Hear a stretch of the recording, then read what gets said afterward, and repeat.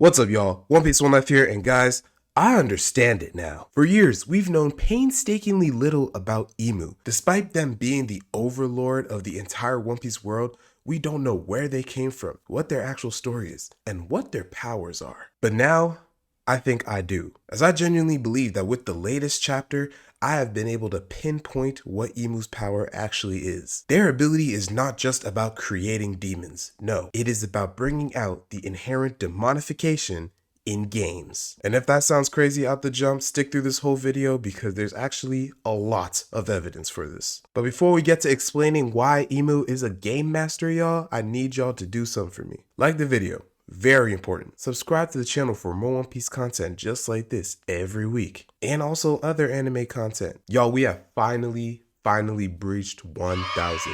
Thank you so much for everyone who's rocked with me so far. It genuinely means a lot to me. But we're not done here. We're going to continue growing. And share it around with all your friends who love the series. You know we say here. Let's get it going. Oh, and make sure you subscribe to me and my boys over at CS Swad. Y'all already know what it is. Now from the offset, it may seem like this is a crazy claim to make. What do you mean the inherent demonification in games?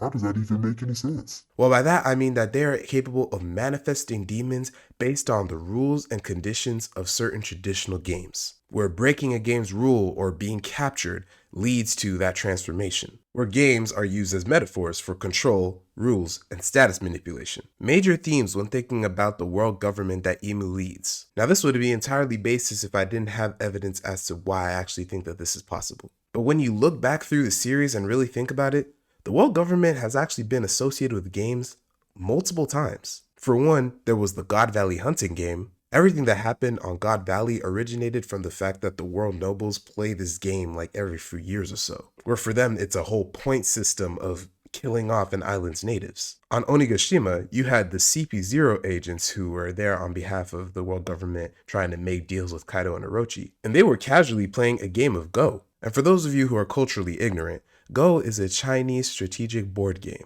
in which the objective is to conquer territory by advancing pieces. Does that sound in any way familiar? On Elbaf, you also have the game that Shamrock mentioned. Before he left, he told Gunko, Killingham, and Sommers that with their combination of abilities, they can make the whole hostage situation into a game for themselves if they like. Also relevant to mention is how Doflamingo, a former celestial dragon, had his entire criminal empire predicated on turning people into toys. I mean, Sugar's Hobby no Mi literally fits perfectly into this theory. Not only does it relate to the whole game aspect with turning them into toys, and obviously toys and games are not the same thing, but things to be played with, but also enslavement and erasure, two things that Imu himself has done to the world at large. As I explained in my Why Imu is the Final Villain in One Piece video, which you should go watch after this one. But what really drives the nail in the hammer for this theory is what we saw in the most recent chapter. In chapter 1151, we see Imu's demonification power in full force.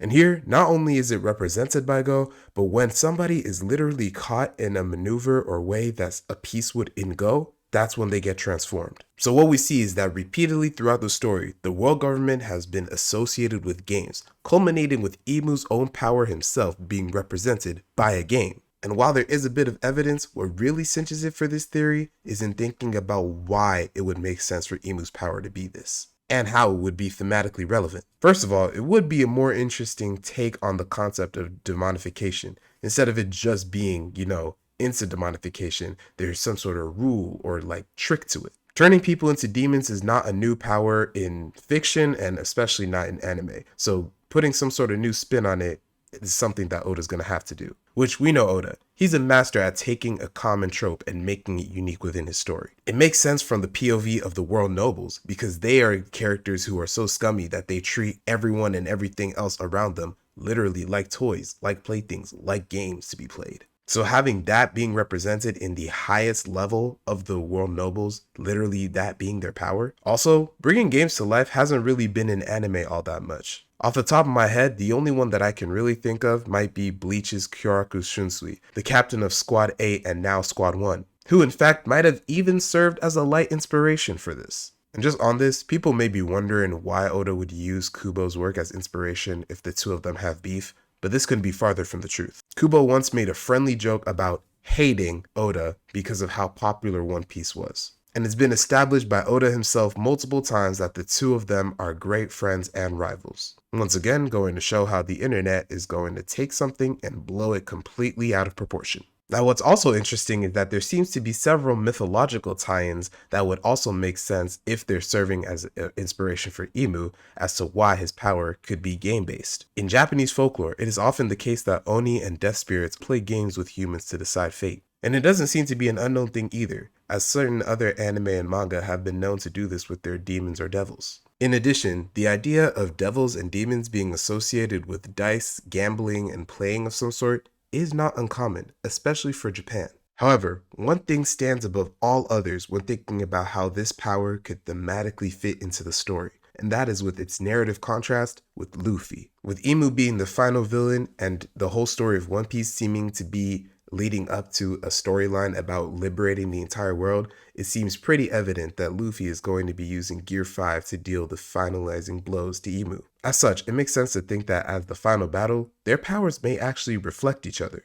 Luffy in Gear 5 can make his childlike imagination a reality, which can typically come in the form of different games. Like when he made Kaido a jump rope, damn that was very embarrassing, playing tag with Lucci, and even playing baseball with one of the Gorosei's powers. So, what if Imu's power as a game-based ability is such that Luffy using his own powers would have to beat the game? This would be extremely narratively poetic. Luffy literally embodies things like freedom, play, whimsy, and imagination. Meanwhile, Imu represents rules, structure, hierarchy, control. So in their final clash, you would have a duality of play. Luffy being chaotic play, the imagination of a child made divine, while Imu's is orderly play, the control of a god made cruel. I even think that it's interesting that it's just a juxtaposition of the fact that what you would expect of one is what the other embodies. Despite being a god, which many would portray as good, Luffy is chaotic, unbound, while Imu, despite being a demon, represents control, conformity. I don't know what y'all think, but